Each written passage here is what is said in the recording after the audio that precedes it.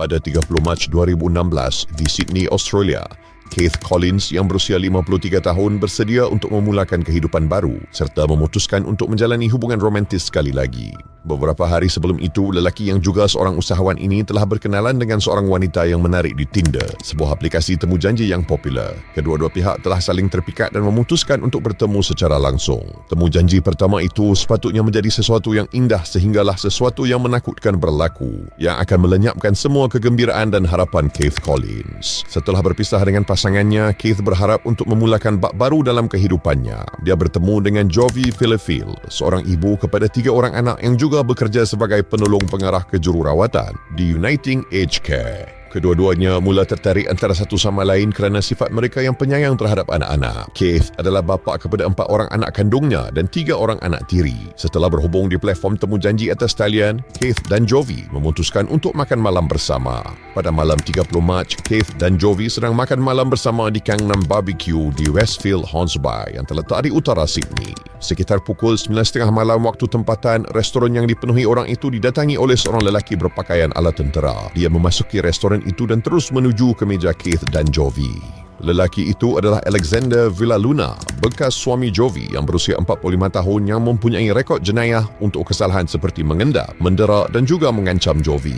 Alexander Villaluna difahamkan telah mencari Jovi sepanjang malam itu. Dia menghubungi saudara mara dan tempat kerja Jovi untuk mencari lokasi keberadaan Jovi. Akhirnya, dia menemui Jovi di restoran tersebut. Diselubungi rasa cemburu dan gusar, Alexander Villaluna menghampiri Keith Collins dari belakang dan tanpa bertanya tentang apa yang dilakukan oleh Keith dan isterinya, Alexander Villaluna tiba-tiba mengeluarkan sebilah pisau pemburu dan menikam leher serta tulang selangka Keith. Villaluna kemudian terus menikam Keith dengan ganas berkali-kali pada bahagian leher dan perut. Dalam kekacauan itu, Jovi cuba berdiri untuk mempertahankan diri. Ketika itulah Villaluna beralih kepada Jovi, mencederakan lengan lalu menikam perutnya. Kemudian, penyerang itu kembali kepada Keith Collins. Keith yang mengalami kecederaan parah ketika itu menggunakan sisa tenaganya untuk cuba merangkak jauh dari Villaluna. Tetapi usaha itu sia-sia. Villaluna berlutut di atas Keith untuk menahannya daripada bergerak, terus menikam tubuhnya sehingga Keith tidak lagi bergerak. Serangan ganas itu terjadi dalam sekelip mata. Menurut saksi yang berada di tempat kejadian, suspek kelihatan tenang semasa melakukan serangan ganas itu. Sementara itu, Jovi yang cedera parah berjaya melarikan diri dan bersembunyi di sebuah kedai berdekatan.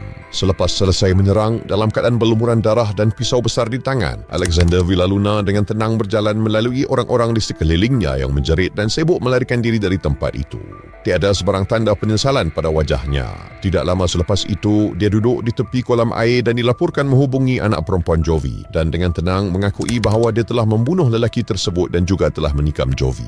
Ketibaan segera pegawai polis New South Wales membawa kepada penangkapan Villaluna di mana dia berhadapan dengan seorang anggota polis wanita yang memegang taser. Rakaman dari lokasi menunjukkan Villaluna menyerah diri dengan tangan berlumuran darah. Sementara itu, rawatan kecemasan diberikan kepada Jovi. Dia kemudiannya dibawa ke Hospital Royal North Shore untuk menjalani pembedahan bagi merawat luka termasuk tulang dadanya yang ditikam. Walau bagaimanapun, tiada apa-apa yang dapat dilakukan untuk menyelamatkan Keith Collins. Dia meninggal dunia akibat kecederaan parah pada tubuhnya. Keith digambarkan sebagai individu yang pemurah dan disukai ramai. Dia yang merupakan pengarah urusan Elite Packaging Solutions, sebuah syarikat yang berpangkalan di West Gosford, dikategorikan sebagai seorang yang selalu memberi impak besar kepada sesiapa yang mengenalinya. Kematian tragisnya telah meninggalkan kesan mendalam terhadap keluarganya, rakan-rakan dan komuniti. Alexander Villaluna dijatuhi hukuman maksimum 34 tahun penjara kerana membunuh dan maksimum penjara 12 tahun kerana menyebabkan kecederaan. Hukuman tersebut turut termasuk tempoh tanpa parol gabungan selama 30 tahun. Pada 29 Julai 2012, Warina Wright tiba di Australia dari New Zealand untuk menikmati percutian selama 2 minggu dan menghadiri sebuah majlis perkahwinan. Pada usia 26 tahun, Warina adalah seorang wanita muda yang cantik dengan masa depan yang cerah. Namun, hidup Warina berakhir dalam keadaan misteri selepas pertemuannya dengan seorang lelaki yang dikenali melalui aplikasi Tinder. Apa yang telah berlaku kepada Warina Wright dan siapakah yang harus dipersalahkan? Dikenali sebagai Ri oleh rakan-rakan dan keluarganya, Warina seorang yang sangat menghargai hubungan ikan dan juga penyayang terhadap haiwan. Tubuhnya kecil namun dia seorang yang ceria dan pintar. Warina sedang bercuti selama 2 minggu di Australia pada musim panas itu dan merancang untuk pulang ke rumah tidak lama selepas percutian singkatnya. Namun rancangan itu berubah apabila dia bertemu dengan Gable Tosti di aplikasi Tinder. Gable Tosti yang berasal dari Gold Coast menjadikan kerja memasang kapet sebagai pekerjaan harian. Pada usia 30 tahun, Gable dikenali kerana sikapnya yang ceria dan kecenderungannya untuk merakam interaksinya dengan wanita. Dia juga memiliki sebuah apartmen di kompleks Evelyn Apartments yang menawarkan pemandangan panorama ke arah Surfers Paradise. Salah satu tarikannya didakwa mampu memikat wanita. Pada malam 7 Ogos 2014, Warina Wright dan Gable Tosti bertemu berhampiran apartmennya. Mereka telah berhubung di Tinder beberapa hari sebelumnya, tetapi hari itu adalah temu janji pertama mereka. Semuanya nampak biasa di awal sesi temu janji itu dengan mereka menikmati minuman, berbual dan mengambil beberapa selfie. Kemudian mereka memutuskan untuk pergi ke apartmen Gable. Namun suasana ceria mula bertukar suram apabila kedua-duanya semakin mabuk akibat pengambilan alkohol yang berlebihan. Gable yang selalunya merakam pertemuannya dengan wanita menjadi bukti penting tentang apa yang berlaku pada malam itu. Rakaman menunjukkan bagaimana interaksi antara mereka bertukar menjadi tegang dan tidak stabil. Semakin lama, perbualan antara Warina dan Gable menjadi tegang. Gable juga ada menyebut tentang kemungkinan untuk mati sekiranya jatuh dari balkoni dan kenyataan itu adalah sesuatu yang menakutkan. Ketika Warina semakin mabuk, dia didakwa menjadi tidak menentu dan agresif. Rakaman audio merupakan bukti penting yang menunjukkan bahawa Warina melemparkan batu hiasan dan cuba memukul Gable dengan teleskop. Sebagai respons, Gable menggunakan kekuatan fizikal untuk menghalang Warina. Pada 8 Ogos 2014, Gable memutuskan untuk mengunci Warina di balkoni tingkat 14, yang mana akhirnya tindakan itu membawa kepada kematian Warina. Rakaman jelas menunjukkan Warina Wright dalam keadaan panik bergelut untuk melepaskan diri sambil menjerit dan merayu untuk dibenarkan masuk semula. Namun, Gable Tosti enggan membuka pintu membiarkan Warina terperangkap di balkoni. Pada satu ketika, Gable mengancamnya dengan mengatakan bahawa dia bernasib baik kerana tidak membuangnya dari balkoni. Kedengaran jelas dari rakaman audio itu jeritan Warina yang semakin sayup merayu agar dibenarkan masuk. Sayup kedengaran melalui pintu kaca yang memisahkan mereka. Rakaman itu menjadi senyap. Tidak lama selepas itu, kedengaran jeritan sayup di belakang. Ketika itu, Warina memutuskan untuk turun ke balkoni unit di bawahnya. Namun, tindakan ini tidak masuk akal kerana wanita itu telah meminum alkohol sepanjang malam. Akibatnya, Warina Wright terlepas genggaman lalu terjatuh ke bawah bangunan dan meninggal dunia. Apabila Gable menyedari bahawa Warina telah jatuh, dia menghubungi bapanya dan mendakwa bahawa Warina telah melompat dari balkoni. Dia meninggalkan apartmennya melalui pintu belakang singgah untuk memesan pizza dan berkeliaran di jalan sebelum menghubungi peguamnya. Tingkah lakunya serta rakaman audio ini menyebabkan pihak berkuasa percaya bahawa Gable sebenarnya tidak bertanggungjawab daripada apa yang dinyatakannya. Kes yang kemudiannya dibicarakan di mahkamah ini mendapat liputan luas disertai pelbagai pandangan yang berbeza. Pendakwa raya berpendapat bahawa tindakan Gable Tosti telah mendorong rasa takut dan panik dalam diri Warina Wright sehingga dia merasakan satu-satunya cara untuk melepaskan diri adalah dengan cuba memanjat keluar dari bangunan tersebut yang akhirnya menyebabkan kematian. Pendakwa Glenn Cash mendakwa bahawa ancaman dan kelakuan agresif Gable Tosti menyebabkan Warina Wright tidak mempunyai pilihan lain untuk menyelamatkan diri. Namun pihak pembelaan menggambarkan situasi yang berbeza. Mereka berpendapat bahawa Gable hanya bertindak wajar menggunakan kekuatannya untuk mempertahankan diri bagi menangani kelakuan agresif Warina. Peguamnya mendakwa bahawa tindakan Gable menguncinya di balkoni adalah cara untuk melindungi dirinya daripada perilaku tidak menentu tersebut dan bahawa dia tidak berniat menyebabkan kematian Warina. Juri berhadapan dengan tugas mencabar untuk menentukan sama ada tindakan Gable boleh dianggap sebagai pembunuhan atau pembunuhan tidak sengaja atau kemalangan. Setelah beberapa hari perbincangan, Gable Tosti didapati tidak bersalah atas kedua-dua tuduhan pembunuhan dengan dan tanpa sengaja. Keputusan ini sekali lagi menyebabkan pendapat yang bercanggah dalam kalangan sesetengah pihak yang berpendapat bahawa keadilan tidak ditegakkan bagi Warina Wright yang hidupnya berakhir dengan cara tragis dan tidak masuk akal. Bagi keluarga Warina, kesedihan yang dirasai akibat kehilangan orang tersayang itu ditambah lagi dengan keputusan undang-undang yang tidak adil. Pada April 2016, seorang jururawat berusia 40 tahun yang juga ibu kepada 3 orang anak, Ingrid Line, sedang mencari permulaan baru dalam hidupnya selepas bercerai dengan pasangannya. Dia menjalani hubungan baru dengan seseorang yang ditemuinya dalam talian dan semuanya berjalan dengan baik. Namun pada malam 8 April 2016, peristiwa tragis berlaku. Ingrid Line adalah seorang jururawat yang dihormati tinggal di Renton, Washington, sebuah kawasan pinggir bandar Seattle. Setiap manusia pasti mempunyai keinginan untuk menjalin hubungan cinta dan persahabatan. Bagi mendapatkan semula kebahagiaan, Ingrid memutuskan untuk mencari pasangan temu janji dalam talian, di mana dia kemudiannya bertemu dengan seorang lelaki bernama John Robert Charlton. Mereka pun mula menjalinkan hubungan cinta. Pada 8 April 2016, Ingrid Line dan John Charlton meraihkan hubungan mereka yang telah terjalin selama beberapa minggu. Pada hari itu, mereka pergi ke permainan baseball Seattle Mariners yang tampak seperti temu janji biasa. Namun, sesuatu di luar jangkaan berlaku pada hari itu. Charlton menyatakan bahawa mereka kembali ke rumah Ingrid di Renton selepas permainan tersebut. Apabila Ingrid tidak masuk kerja keesokan harinya, rakan-rakan dan keluarganya menjadi bimbang. Dia dilaporkan hilang dan pencarian giat dijalankan untuk mencarinya. 2 hari kemudian, seorang penduduk tempatan membuat penemuan yang mengerikan. Mike Novation, penduduk tempatan, menemui 3 beg berat dalam tong gitar semula di luar rumahnya. Setelah diperiksa dengan lebih teliti, dia melihat sesuatu yang menghantui kehidupannya. Dia melihat bayangan wajah manusia melalui plastik yang terdapat dalam beg tersebut. Beg-beg tersebut ternyata mengandungi mayat Ingrid Line yang telah dipotong kepalanya, 1 lengan dan 1 kaki.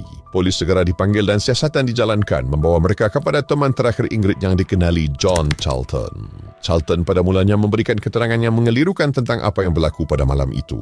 Dia memberitahu polis bahawa dia dan Line telah menghabiskan masa bersama di permainan baseball dan di sebuah bar selepas itu. Dia turut menceritakan bahawa pada ketika itu dia berada dalam keadaan mabuk yang berlebihan. Dia mendakwa tidak ingat apa yang berlaku seterusnya. Kenyataan yang diberikan ini membuatkan polis meraguinya kerana banyak peristiwa yang tidak seiring dan konsisten. Dia bahkan mendakwa bahawa dia tertidur di laluan pejalan kaki selepas temu janji tersebut. Namun, kenyataannya tidak menyebutkan butiran penting tentang peristiwa mengerikan yang berlaku di rumah Line. Ketika menyiasat rumah Line, penyiasat menemui satu lokasi yang dipenuhi dengan kesan darah. Di dalam bilik mandinya, mereka menemukan sebilah gergaji pemangkas sepanjang 15 inci yang digunakan Charlton untuk memotong tubuh Line. Terdapat juga kesan darah dan potongan daging memberikan gambaran jelas dan mengerikan tentang jenayah ganas yang telah berlaku. Charlton kemungkinan telah mencekik Line sehingga mati sebelum menggunakan gergaji untuk memotong mayatnya. Keratan mayat itu kemudian dimasukkan ke dalam beg sampah dan dibuang ke tong seperti membuang barangan biasa. John Robert Charlton ditangkap dan didakwa atas kesalahan membunuh Ingrid Line. Sepanjang proses mahkamah, Charlton bukan sahaja telah melakukan jenayah kejam tetapi juga cuba menutupinya dengan kebohongan.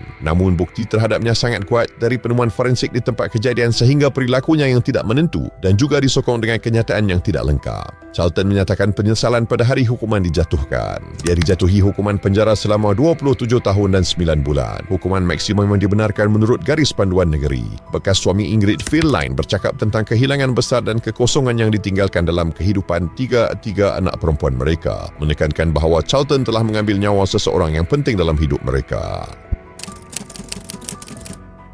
Pada 8 Disember 2015, Charlotte Brown, seorang perunding perniagaan berusia 24 tahun, sedang bertemu janji dengan Jack Shepherd. Keduanya telah meluangkan masa bersama pada malam itu dengan minum champagne dan kini sedang menaiki bot laju kepunyaan Jack di Sungai Thames. Sepanjang perjalanan di atas bot, lama-kelamaan Charlotte Brown menyedari mereka bergerak pada kelajuan yang sangat tinggi. Kebimbangannya terbukti berasas tanpa dia ketahui bahawa perjalanan itu akan menjadi yang terakhir bagi Charlotte. Charlotte Brown berasal dari Clacton, Essex, seorang wanita muda yang ceria dan dikenali oleh rakan-rakannya sebagai individu yang mempunyai kepribadian paling menonjol. Dia akan memasuki bab baru dalam hidupnya setelah mendapat pekerjaan baru sebagai perunding perniagaan. Dia bertemu dengan Jack Shepherd, seorang perikal laman web berusia 28 tahun dari Devon melalui aplikasi temu janji. Berbeza dengan Charlotte, Jack Shepherd terkenal sebagai seorang Casanova yang gemarkan champagne. Itulah sebabnya beberapa waktu sebelum itu, dia telah membeli sebuah bot laju terpakai berjenama Fletcher Aeroflight GTO sepanjang 14 kaki melalui Gumtree dan berniat untuk menggunakan bot itu bagi memikat wanita yang bertemu janji dengannya. Shepherd yang tidak mempunyai latihan formal atau lesen untuk mengendalikan bot tersebut bertanggungjawab mengendalikan sebuah bot laju yang tidak diselenggara dengan baik dari segi keselamatan. Bot itu sudah buruk dan kekurangan peralatan keselamatan penting yang mana boleh menyebabkan kemalangan yang tragis namun boleh dielakkan dengan cara pengendalian yang baik.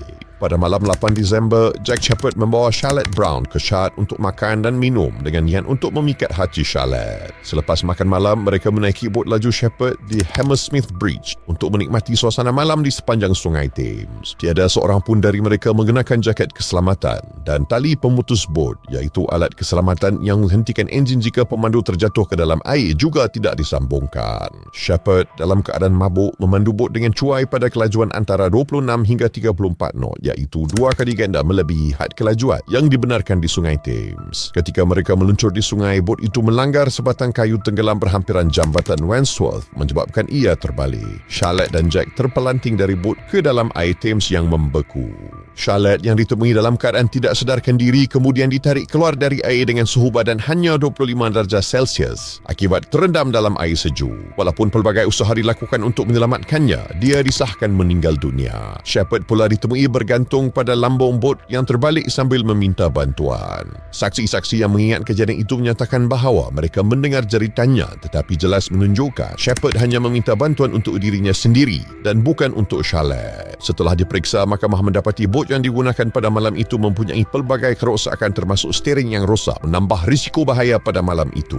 Jack Shepard melarikan diri dari UK ke negara Georgia di Eropah selepas kemalangan itu. Dia menerima bantuan guaman semasa melarikan diri yang mencetuskan kemarahan orang ramai. Pada Julai 2018, dia disabitkan kesalahan atas pembunuhan dengan niat kerana cuai. Selepas diekstradisi ke UK, Shepard dijatuhi hukuman 6 tahun penjara atas kematian Charlotte dan tambahan 4 tahun kerana tuduhan serangan tidak berkaitan. Pada Januari 2024, Shepard dibebaskan setelah menjalani hanya separuh daripada hukumannya. Satu keputusan yang membuatkan keluarga Charlotte dan orang ramai menjadi marah. Bapa Charlotte Brown terus mencari kebenaran tentang kejadian sebenar pada malam itu kerana Shepard masih mendakwa bahawa Charlotte lah yang mengendalikan bot pada saat kemalangan tersebut. Pada 19 Ogos 2016, Adam Hillary, seorang bapa tunggal berusia 27 tahun dari Albandale, Florida, menikmati temu janji pertamanya dengan kekasih baru. Adam telah bertemu dengan Hailey Bustos yang berusia 18 tahun di laman temu janji plentyoffish.com. Namun apa yang bermula sebagai temu janji manis berubah menjadi sesuatu yang tidak disangka kerana Hailey mempunyai niat yang jahat. Adam Hillary adalah seorang bapa muda berusia 27 tahun yang sangat mencintai anak perempuannya yang berusia 5 tahun, Lachia. Dia berusaha untuk membina kehidupannya lebih baik untuk anaknya dan menikmati kehidupan sederhana. Dia suka bersukan dan pergi ke pusat bowling. Dia telah membawa Hailey ke pusat bowling untuk temu janji pertamanya. Selepas malam bermain bowling, Adam dan Hailey pergi ke apartmen Adam. Adam tidak tahu bahawa Hailey Bustos mempunyai niat jahat sejak awal. Dia telah diarahkan oleh seorang rakan untuk menggunakan aplikasi temu janji untuk bertemu dengan lelaki dan kemudian merompak mereka. Setelah meninggalkan apartmen Adam, Hailey Bustos melaporkan kepada rakan-rakannya Andrew Morris Warner, Gary Gray dan Joshua Ellington tentang barang-barang berharga yang dilihatnya termasuk televisyen, Xbox, wang tunai dan minuman keras. Pada awal pagi keesokan harinya, Warner dan Gray menyerbu masuk ke apartmen Adam sementara Hillary dan Ellington menunggu di dalam kereta. Dengan membawa senjata, Warner dan Gray menemui Adam yang segera merayu untuk menyelamatkan dirinya. Dalam usaha untuk menyelamatkan diri, dia menawarkan kepada penjerang apa sahaja yang mereka mahu, merayu agar mereka membiarkannya hidup demi anak perempuannya yang masih kecil. Rayuannya diabaikan. Walaupun dia patuh dan bersedia untuk bekerjasama, Warner membunuhnya dengan kejam, menembaknya di belakang kepala ketika dia berlutut di lantai. Tembakan itu membunuhnya serta-merta dan dia jatuh ke lantai dapur. Setelah melakukan pembunuhan itu, Warner dan Gray kembali ke kereta sambil ketawa memikirkan tentang bagaimana Adam merayu untuk menyelamatkan nyawanya. Hailey Bustos menerima hanya $50 sebagai bayaran untuk peranannya dalam jenayah tersebut. Keempat-empat rakan jenayah itu segera ditangkap. Warner didapati bersalah atas pembunuhan darjah pertama. Hillary Bustos memberi keterangan menentang Warner di mahkamah. Pada satu masa, semasa memberi keterangan, dia menyatakan bahawa dia tidak peduli jika dia menghabiskan sisa hidupnya di penjara, asalkan Warner juga dipenjarakan. Setiap daripada 5 cerita ini bermula dengan kegembiraan tetapi berakhir dalam tragedi yang sangat tragis. Tiada seorang pun daripada mangsa ini menyangka bahawa temu janji pertama mereka akan berakhir dengan kematian. Jangan lepaskan peluang untuk menyelami lebih banyak kes-kes yang menggemparkan. Setiap kisah membokarkan misteri akan membuatkan anda terpegun. Jaga diri dan keluarga anda.